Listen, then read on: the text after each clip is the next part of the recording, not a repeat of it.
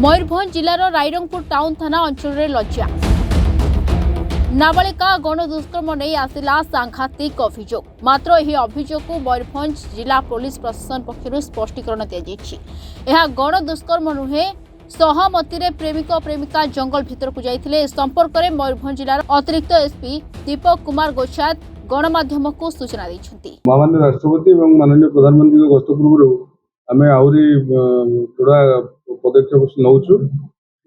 आपण जो परिप्रेक्षी प्रश्न कर गतकाली 1:15 अपराह 1:15 दुई जन झील जो पीड़िता अच्छा बड़ भौणी पुरुष बंधु और सांग दुई जन पुओं सहित से गोटे जंगल को जाइए किसी कथा हाँपाई। सेठी पीड़िता बड़ भौणी और बंधु से कथा बेले नाबालिका पीड़िता एवं से आर पिला जहाँ नाम एसके जाभेद से जंगल भितर को जाते बहुत समय मैंने अपेक्षा कलापर से न आसिले तो से झील एवं जो बंधु से आसिक आउ दुई जन पिला जनइले।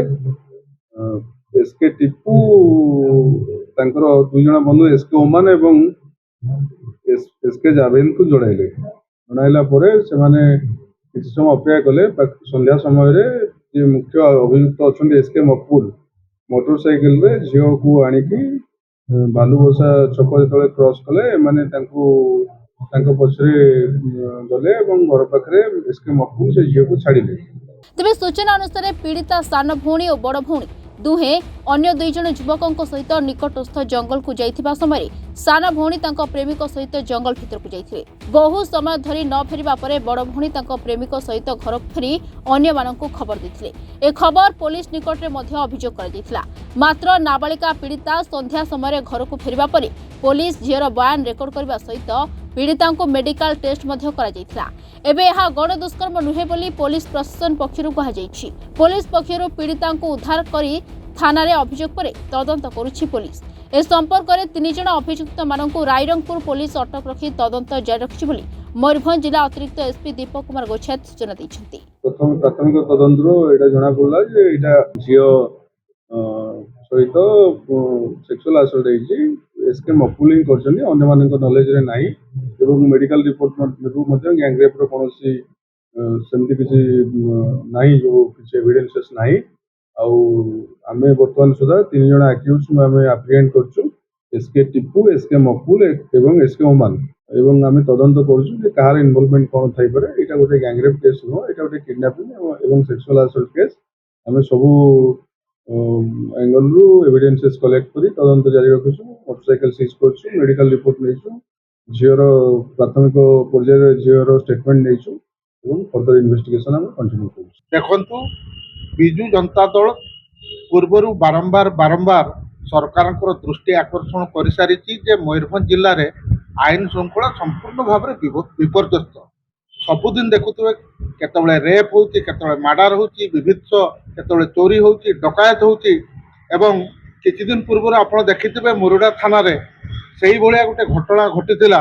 गोटे नाबालिका जो भलिया असदाचरणर शिकार हैला एवं तापर जेतेबेले से थाना बाबू को पाखरे न्याय पे गला ताको उल्टी थाना बाबू धमक दउचंती बीजेपी रो कर्मी मानको कथारे तते 7 वर्ष सजा ହେଇଯିवो।